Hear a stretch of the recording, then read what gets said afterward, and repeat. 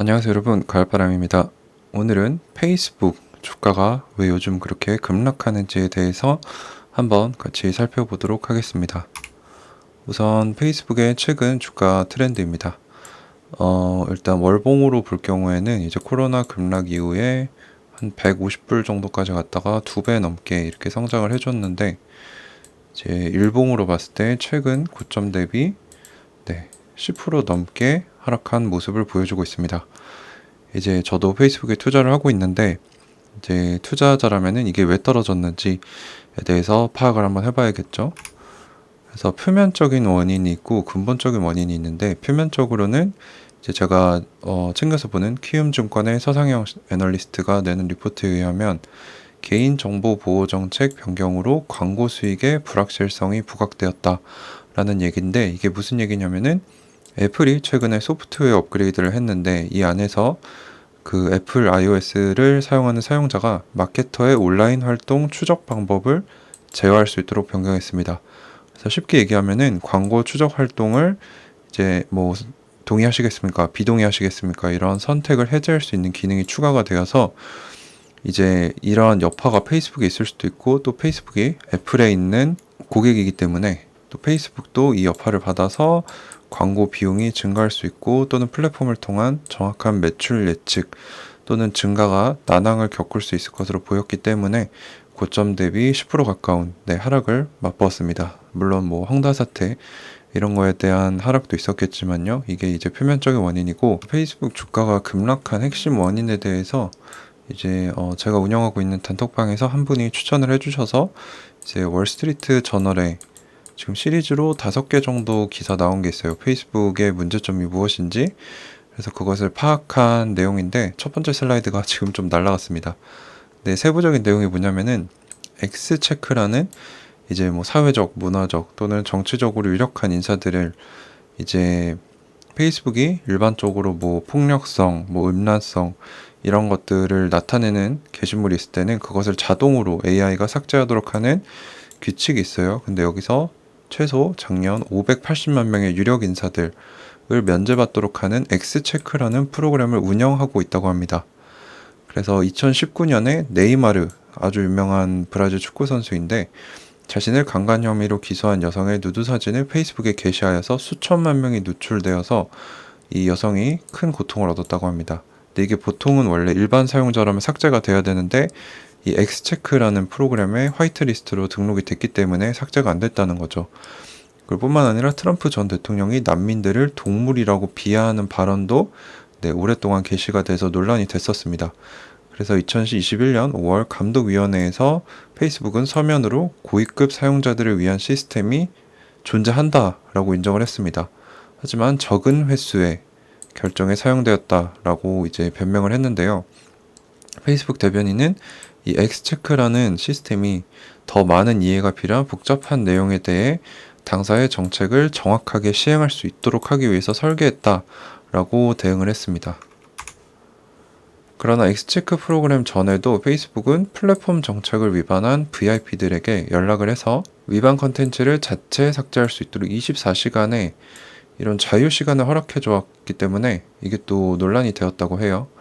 그래서 VIP 컨텐츠 삭제를 이제 운영자가 하기 위해서는 고위 경영진, 심지어 CEO의 승인이 필요하다고 합니다. 이러한 페이스북의 허점을 활용해서 멕시코의 마약갱들은 인력을 채용하고 훈련하고 청부살인까지 진행을 했다고 하고, 중동에서는 페이스북을 활용해서 여성을 성매매 그리고 인신매매에 하도록 유도가 되었다고 합니다. 그리고 에티오피아에서는 무장단체가 소수 인종에게 폭력을 선동하는 이런 부작용들도 있었는데요. 문제는 이러한 일부 국가에서의 플랫폼의 악용 그리고 범죄적인 사용을 식별하는 것에 대해 연구할 인력과 재정을 거의 배치하고 있지 않다고 합니다. 페이스북에 이런 문제가 있다고 하네요. 또한 이 그래프를 보시면은 월별 페이스북을 사용하고 있는 액티브 유저들의 숫자인데, 아시아가 급등하고 있고 유럽과 미국 같은 선진국은 떨어지고 있죠. 그래서 아시아의 이런 개발도상국들의 사용자들이 급증을 하고 있는데, 여기에서 이제 일어날 수 있는 문제를 대처할 인력이 적다는 거예요. 그리고 심지어 10대들에게 인스타그램이 해롭다는 이런 연구 결과도 있었는데 묵인을 했다고 합니다. 그래서 이러한 썩은 점들이 결국 모여서 터지게 된 거겠죠. 그렇다면 현재 페이스북의 매출 구조 및 투자 포인트를 보자면 광고가 90% 이상을 차지하고 있습니다. 이제 그 외에 지불 및 기타 수수료가 뭐 10%가 채 안 되는데, 페이스북의 투자 포인트는 이제 사용자가 24억 명이 넘기 때문에 전 세계의 3분의 1이 사용을 하고 있다고 합니다. 근데 이거는 20억이 사용하는 유튜브보다 많기 때문에 지구상 최강의 플랫폼이라고 할 수 있겠고, 여기서 오는 빅데이터 확보로 광고 노출 알고리즘을 정교하게 제작을 해서 이제 고객들에게는 적은 비용으로 더 효율적인 이런 타겟팅 할 수 있는 광고를 집행할 수 있는 거죠. 그리고 여기다가 이제 인스타그램이 떠오르면서 매출이 급증하고 있습니다. 그리고 이제 이 광고 먹거리에서 이제 차후 먹거리로 VR을 활용한 새로운 SNS 방식 또는 VR 게임에 집중을 하고 있는데, 현재 페이스북의 20% 가까운 인력이 VR, AR 부분에 일하고 있다고 합니다. 하지만 이 부분의 매출은 전체 매출의 3%가 채 안 되는데요. 특히 페이스북이 진출한 VR 게임, 이제 오큘러스라는 기기를 출시를 했었는데, 이 시장은 2019년 51억 불에서 2027년 452억 불로 10배에 가까운 성장이 예상되는 큰 시장이라고 할 수 있겠습니다.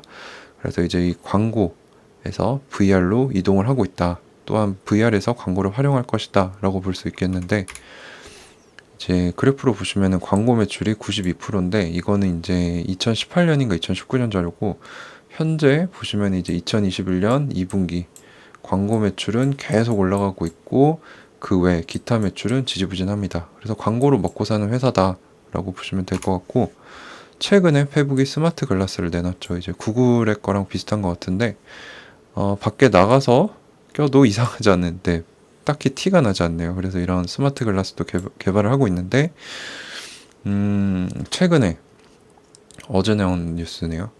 그래서 CTO를 교체를 했습니다. 이제 이게 최고 기술 책임자죠. 그래서 이제 어떤 사람이 됐냐면은 마이크 슈레퍼라는 사람이 물러나고 하드웨어 쪽 책임자였던 앤드류 보즈워스가 그 뒤를 이었습니다. 근데 이 사람이 누구냐면은 하드웨어 책임자로 재직을 해오면서 VR 하드웨어 사업에 많은 공을 들였는데, 특히 오큘러스, 아까 말씀드렸던 오큘러스 퀘스트라는 기기를 냈는데 800만 대 이상이 팔릴 정도로 큰 인기를 끌었다고 합니다. 그래서 이제 페이스북이 기존 VR 사업을 단순히 뭐 힘을 싣겠다 이 정도가 아니고 미래의 먹거리로 지정하겠다. 그래서 메타버스로 뭐 VR과 AR 그리고 모바일까지 이렇게 합해서 뭔가 새로운 방식의 SNS 소통하는 플랫폼을 만들겠다라는 그런 포부를 보여준 것 같습니다. 페이스북 실적이 나쁘냐? 그렇지 않습니다. 지금 보시면 계속 빨간불인데 매출도 계속 증가하고 있고 영업이익도 계속 예측을 넘어서면서 좋은 모습을 보여주고 있어요. 그래서 페이스북의 미래를 어떻게 제가 보냐면은, 저도 지금 투자를 하고 있지만 90% 이상의, 지금 95%가 넘는 것 같아요. 광고 매출에 타격이 갈 경우에는 이게 지금 현재 캐시카우기 때문에 미래의 성장 동력이 감소할 가능성이 매우 높습니다. 그래서 이 타격이 가지 않게 하려면은 당면한 윤리적인 문제를 먼저 해결을 해야겠죠. 그래서 아마 이거를 해결하기 위해서 투자도 많이 해야 될 것 같아요. 왜냐면은 이런 개발도상국에서 이런 악용을 탐지할 수 있는 그런 인력 자체가 없기 때문에 이쪽 부분에 이제 돈과 사람을 써야 되기 때문에 매출이나 영업이익이 감소할 수도 있을 것 같고요, 단기적으로. 하지만 이걸 잘 해결한다면 광고 매출도 튼튼하게 갈 수 있을 것 같고, 이제 메타버스의 대장주로서, 로블록스 메타버스의 대장주라고 저는 생각하지 않습니다.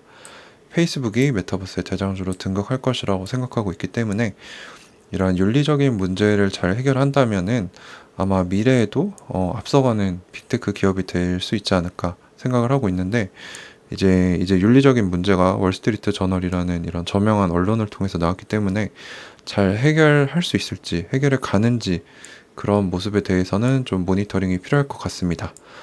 그래서 오늘의 페이스북 주가는 왜 급락했을까에 대해서 분석하는 영상 마치도록 하겠습니다. 감사합니다. 가을바람이었습니다.